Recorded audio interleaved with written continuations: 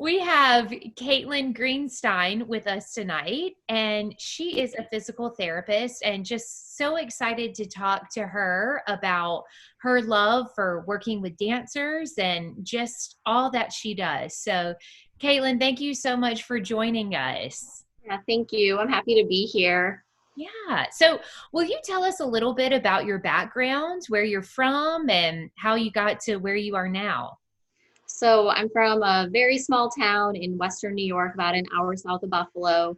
I grew up dancing. My older sister was involved in dance, and the way my mom describes it, I would go to her classes and I would sit there and just couldn't wait until I was old enough to start dancing. So, I started dancing about the age of 4. I danced through high school and college. And I've also had the opportunity to teach dance. I've taught at various levels. I've also helped coach the dance team, and it was the very same dance team I actually was a member on, and it's a nationally ranked dance team. So that's where I spent a lot of my time growing up, and that's why I kind of got to this point in my career. I always knew that I wanted to do something where I was helping people, and I can remember telling my mom that whatever I do with my career, I don't want to sit at a desk. And that was always something in the back of my head of I want to find some kind of career where I can use what I love to do all throughout growing up, but also be able to help people and not have to sit at a desk too often. Yeah. I love that dance background. You're a mover. You like to move and do things. Well, Right. great. Um, So after you're still involved with dance and everything, and then where are you now and how did you get there? so after high school, I knew that I wanted to do this. I knew I wanted to be a physical therapist and went to school for it. So I got my doctorate in physical therapy in 2009 and started practicing in 2010. And just with the passion that I had in mind of wanting to help people and being a type A perfectionist personality, like most of us dancers are, I wasn't satisfied with just my PT education. So I actually spent the first year of my career working, but also I was involved in a residency program. And it's essentially a postgraduate education where I was working about 32 hours a week in the clinic with patients. And then I also received additional didactic work. It was a orthopedic residency program. So I got more advanced orthopedic knowledge. A lot of my manual skills came from that. And the program also had a movement science component, which again, from a dance standpoint is very important and relevant because it takes just the act of movement and you can actually assess movement and understand what's going on, regardless of maybe the pathology or disease process that might be going on. And that really is what I think solidified who I am as a physical therapist today. And that was I guess 2010. After doing that program, I was eligible to get certified as an orthopedic specialist. So I've spent most of my career, the past 10 years, in orthopedics, seen all sorts of different diagnoses. And it was really when I moved down here about 7 years ago that I landed in a clinic that fortunately they had a relationship with a dance studio and got to see a lot of my dancers from there and have continued to just really build on those relationships. That's amazing. That's an incredible journey. And so now you're in Raleigh, North Carolina, Yep, so I'm and in Raleigh. yeah, and just know so much about the body. I mean, that's an understatement of the year. And one thing that I always wish that part of dance education would include is learning more about your body. So I'm happy to see that people are including that in their dance education now. And Mhm. I feel like once you really understand what your body does and what it can do and what it can't do and what it's maybe not supposed to do, it really helps you become a more mature dancer. So, yeah. So, are you currently working with dancers right now? And I know that Yeah, you really so enjoy that. yeah, Yes. I really do. I have dancers that I currently work with, and I have started my own practice, and I really want to make that niche be about the dance community. It's in a location that actually offers multiple types of disciplines, and one of those aspects is group fitness. And I have studio space finally where I can get my dancers in front of a mirror and have a bar to actually go through some of these elements. And that is so important for a dancer to be in a similar environment to where they're actually taking class and performing so that we can do a good job of replicating some of those movements on a floor that's actually appropriate for a dancer.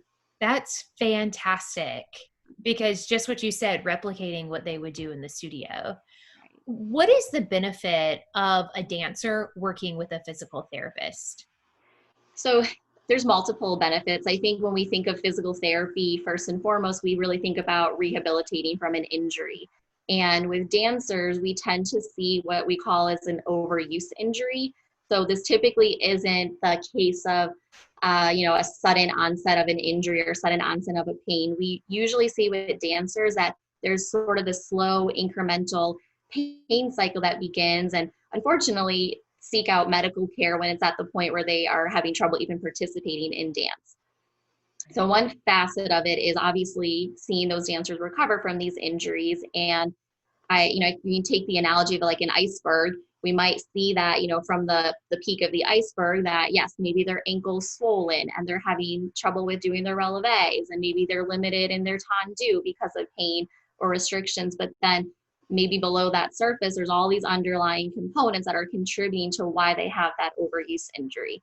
So that's where dance for physical therapy becomes a very unique niche because they have very unique needs. Most dancers tend to be very hypermobile.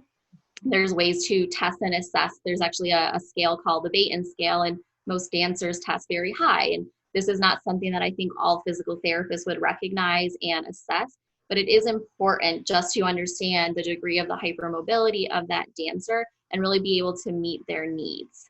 So, of course, the first part is recovery, and the area that I'm definitely passionate about is more on the preventative side. Right. That is so important because, like you mentioned earlier, I really feel like dancers, they do not go seek out any type of medical help until they are benched, until they cannot dance anymore. They cannot go any further. Their pain is just too extreme. And so, what you are preaching to these dancers is come before that happens. And and I know that you said preventative. So would you even recommend dancers coming to see you on a regular basis before they even start feeling a pain in their Yeah. ankle or their shoulder or their back or anything? Yeah, and there's definitely certain times where that is really beneficial. One is girls that maybe are progressing to being on point. So there's things that are very necessary to get on point without causing injury or causing harm to their joint, their soft tissue. So that's one area where it can be beneficial to see a dancer prior to an injury just to make sure they're ready for point.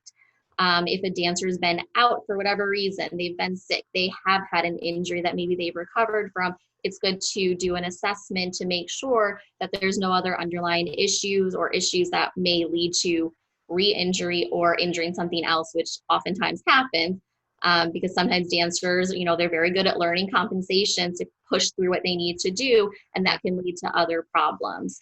I think overall, yes, I think dancers would benefit from intermittent visits where they just get an assessment, changes in their body, as girls are growing up or guys are growing up and their bodies are changing and evolving, that can pose some problems. So after growth spurts is a good example where a lot of times muscles become very tight. And so we lose mobility, which can lead to problems. So there's plenty of opportunity for a dancer to be assessed, and almost always there's something that can be worked on, and it's oftentimes one or two very simple things, and in doing that they can really prevent having future issues. And the way you described it, being benched, which is the last thing that any of these dancers really want to see.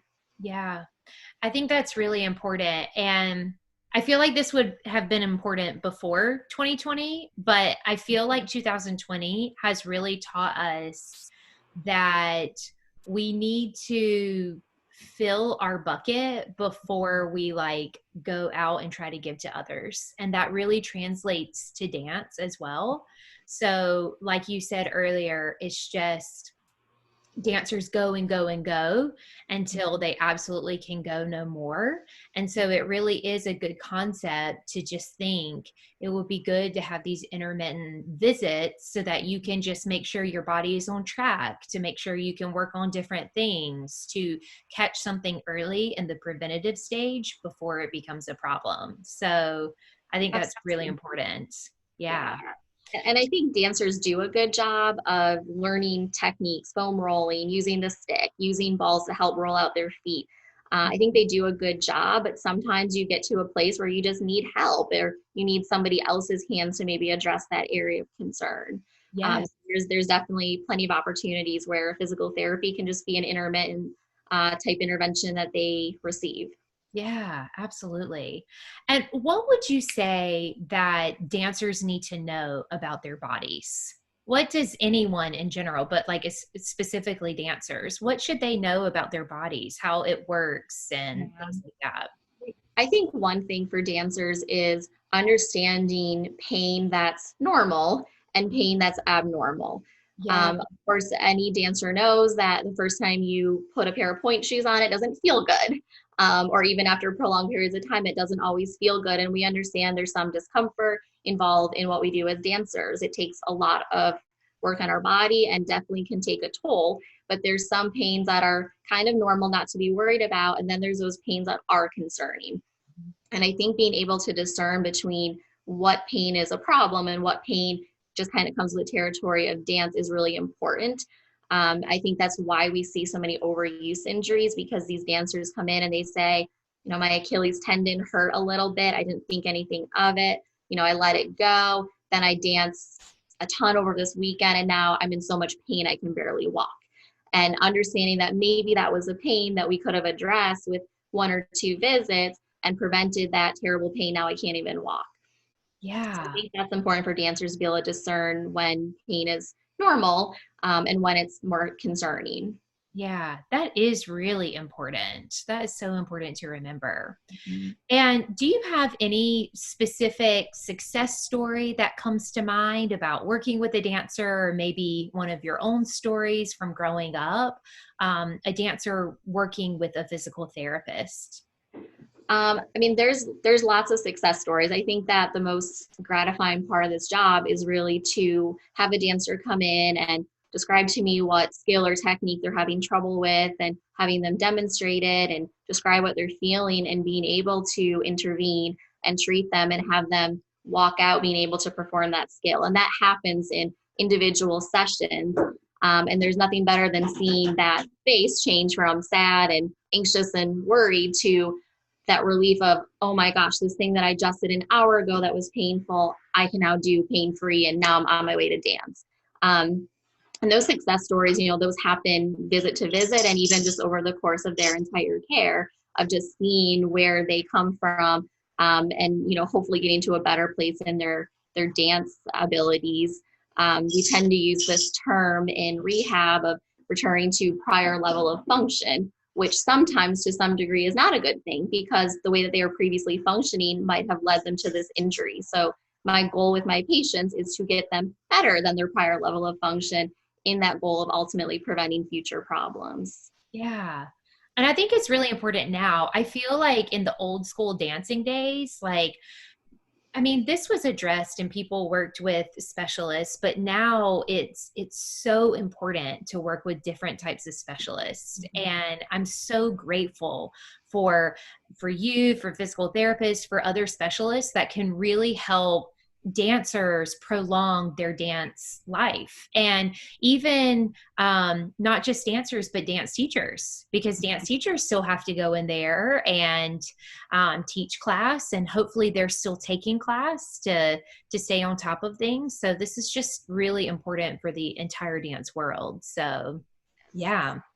So Caitlin, where can people find you if they want to contact you and go visit you? Where can they find you? So you can follow my Instagram page. It's beyond underscore physical therapy. That's the name of my business. And then I have a website. It's at beyond physicaltherapy.com.